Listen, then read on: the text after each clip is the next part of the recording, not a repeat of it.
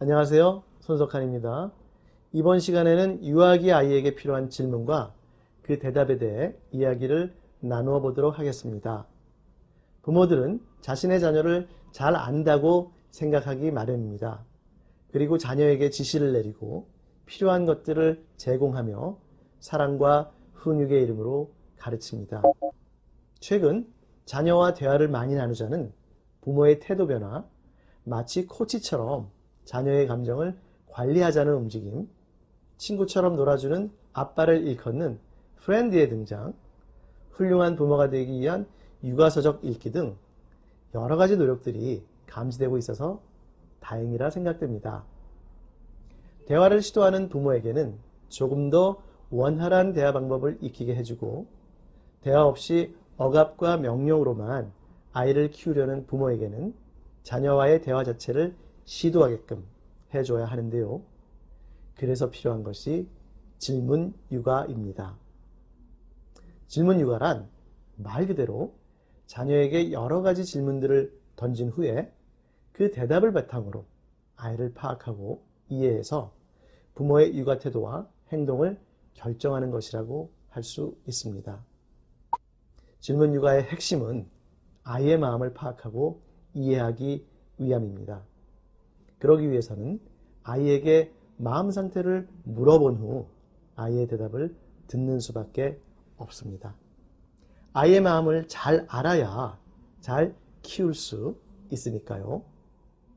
혹시 아이가 속 시원하게 말로써 대답해 주지 않는다면 아이의 표정, 몸짓, 말투, 태도 등 여러 가지 비언어적 요인들을 관찰함으로써 아이의 감정 상태를 파악할 수도 있습니다.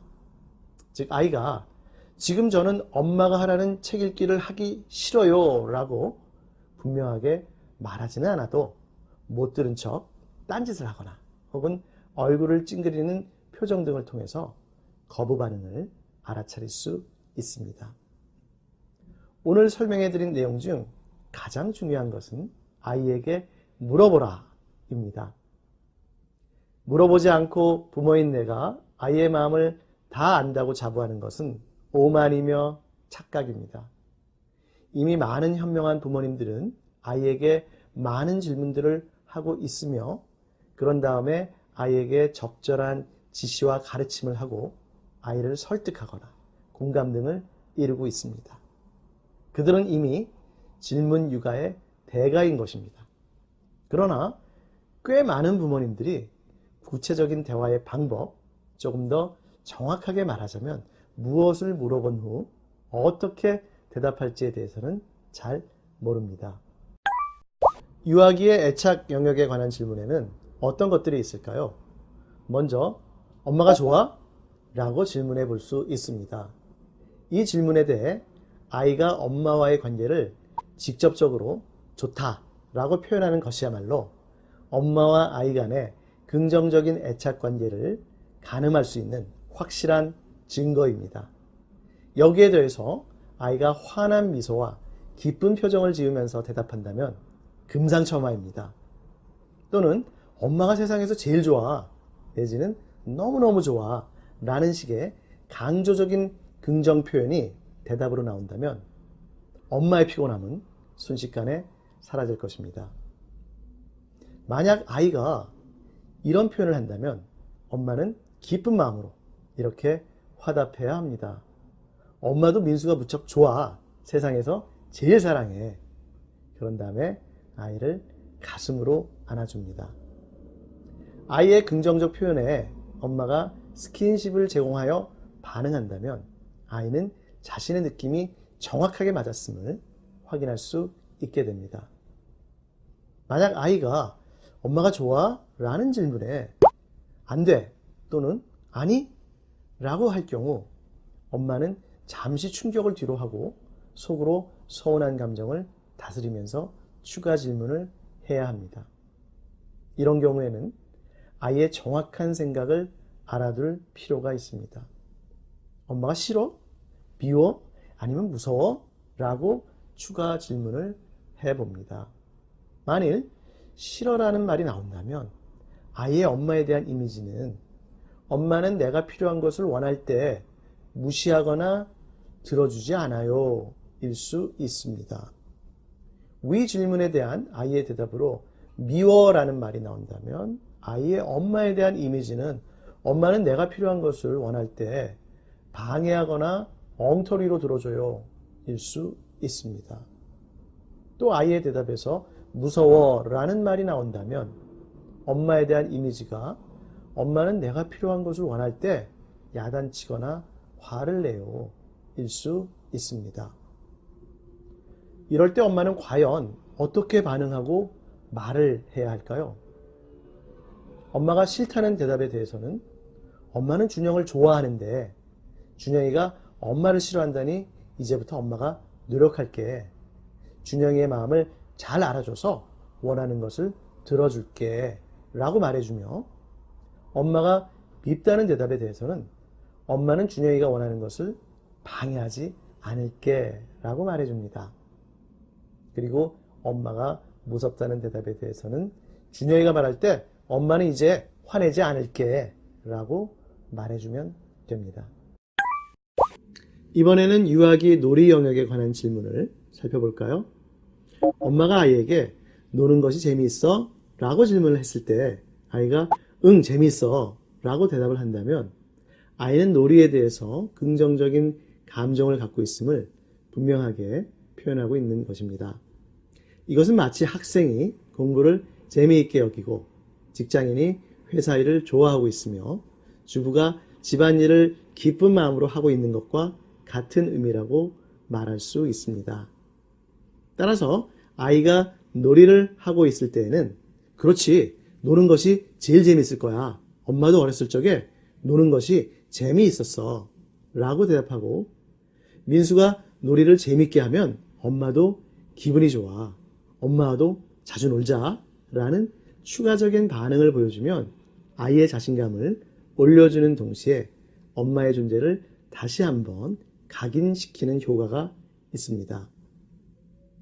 위 질문에 대해서 만약 아이가 놀아도 별로 재미없고 아무것도 재미없어요 라고 대답한다면 아이의 마음은 그야말로 활기와 흥미를 잃은 우울 상태라고 말할 수 있습니다. 아이가 우울해지는 가장 큰 원인은 상실과 박탈의 경험입니다. 즉 엄마의 사랑에 대한 상실이 첫 번째 원인이라고 할 수 있습니다. 가령 동생이 태어난 다음에 엄마가 자신을 소홀하게 대하고 있다고 느끼는 아이는 상실감이 무척 크게 됩니다. 따라서 상실감을 느낀 아이들은 대개 풀이 죽어 있거나 매사에 신경질적이고 반항적으로 행동하곤 합니다. 지위에 대한 박탈감도 심각한 영향을 줍니다.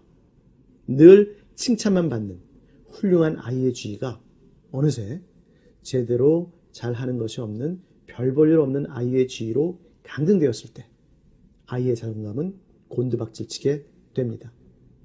이때 떨어진 자존감은 단순한 놀이를 통해서는 회복되지 않습니다. 이런 아이에게는 특별한 놀이가 필요합니다. 바로 엄마의 사랑과 인정이 가미된 놀이를 제공해줘야 하는데요. 예를 들어 엄마는 아이와 블록 쌓기를 함께 해줄 수 있는데요. 이때 아이를 한껏 칭찬해주고 인정해주거나 아이가 실수로 블록을 무너뜨려도 결코 비난하지 않습니다. 아이의 각종 시도에 대해서는 놀라움과 찬사의 반응을 보여주어야 합니다. 물론 이러한 행동들을 취하기 전에 엄마가 아이에게 놀이가 재미없다니 안타깝다. 엄마와 함께 새로운 놀이를 하면 재미있을 거야. 와 같은 말을 들려주는 것이 중요합니다. 이번에는 유아기 만족 영역과 관련한 질문들에 대해 살펴보겠습니다. 엄마가 아이에게 밥 먹는 것이 좋아? 라고 질문을 던졌을 때 아이의 대답이 밥이 맛있어요. 밥 먹는 거 좋아요. 와 같다면 아이는 이 상황에 만족하고 있음을 드러내는 것입니다. 아이가 밥을 맛있게 먹고 즐겁게 식사 시간을 보내는 광경을 보기 원하는 것은 모든 부모들의 바람입니다. 이런 경우에는 그래, 우리 민재처럼 밥을 맛있게 잘 먹어야 튼튼해진다 라고 대답해 주어야 합니다. 즉 아이가 밥을 좋아하고 잘 먹는 것에 대해서 엄마가 기쁘게 받아들이고 있음을 분명하게 알려주는 것입니다. 또한 평소 밥을 잘 먹어야 몸이 튼튼해진다는 사실도 덧붙여서 인식시켜 줄 필요가 있습니다. 더불어서 우리 민재가 좋아하는 반찬은 뭐지? 제일 좋아하는 음식이 뭐야? 이따 저녁에 무엇을 먹고 싶어? 등의 부가적인 질문을 하는 것도 좋습니다. 반면 아이가 밥 먹기 싫어요 라고 대답한다면 혹시라도 아이에게 밥 먹이는 것을 부모가 강요하지는 않았는지, 아이에게 밥을 적게 먹는다고 야단을 치지는 않았는지 확인해야 하며, 이런 경우 아이는 밥 얘기만 나와도 고개를 젓는 혐오 반응을 보이게 됩니다. 그놈의 밥 때문에 엄마가 자주 자신에게 싫은 소리를 하니 당연히 밥 먹는 것이 싫어질 수밖에 없는 것입니다. 이런 경우에는 그렇구나, 민재는 밥 먹는 것을 좋아하지 않는구나 라고 대답해 줍니다. 비록 실망을 안겨다 주는 대답이지만 아이의 솔직한 마음을 있는 그대로 받아주고 인정해 주는 것이 더 중요합니다. 그런 다음에 다음과 같은 질문을 다시 던집니다. 어떻게 하면 밥을 맛있게 먹을 수 있을까? 물론 이와 같은 질문에 아이가 곧바로 정확한 대답을 하기는 어렵습니다. 아이는 밥을 조금만 먹으면 좋겠어요 라든지 엄마가 밥 먹을 때 소리를 지르지 않으면 좋겠어요 라고 대답하지는 않을 것입니다. 그러나 아이가 밥을 먹기 싫어하는 이유는 대부분 밥 먹는 과정에서 엄마와의 관계가 손상되었기 때문이며 한 숟갈이라도 더 먹이려는 엄마와 이제 그만 먹으려는 아이 사이에 실갱이가 오고 간 결과입니다.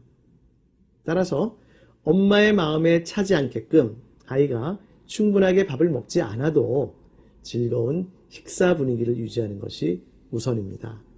그러기 위해서는 가족 전체가 한자리에 모여서 서로 즐겁게 대화를 하거나 웃으면서 식사를 하는 가족 식사를 일상화시키는 것이 필요합니다.